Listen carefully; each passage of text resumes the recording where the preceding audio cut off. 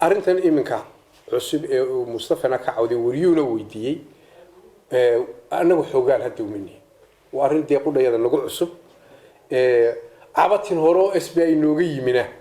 ma jiro oo arrinta ku saabsan warqadii noo soo qoray iyo cabatin nooga yimi de golaha bay ka dhalatay waa tixgeliyay waana arrin daraasad mas'uuliyadda naga saaray waxa weeye inaan u garnaqno dawladda hoose iyo shirkadda cabatinkooda inaanu eegno dhaxna waa u nahay muxuu ahaa taana waxaanu ballan qaadi doonaa Mustafa inaanu si fiican u eegno aanu soo noqday waa dhiirigelinayna warshadaha dhulkeena wax ka soo baxa oo dunida kale inuu xiibkeeyo waa ku hambalyeynaa shirkadda SBI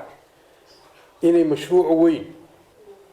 oo lacag 20 milyan ku baxday ka dhisaan gudaha Soomaaliland mas'uuliyadda naga saaran waxa weeye inaanu dhiirigelino inaanu ilaalino inta waxaan uga jeedaa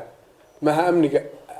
maanta dalkeenu waa amni oo looba baqi maayo laakiin in shuruuc iyo nidaamyada dalka laga sameeyo uu ilaaliyo jiritaanka warshada iyo shirkadaha muwaadiniinta waaweyn sidooda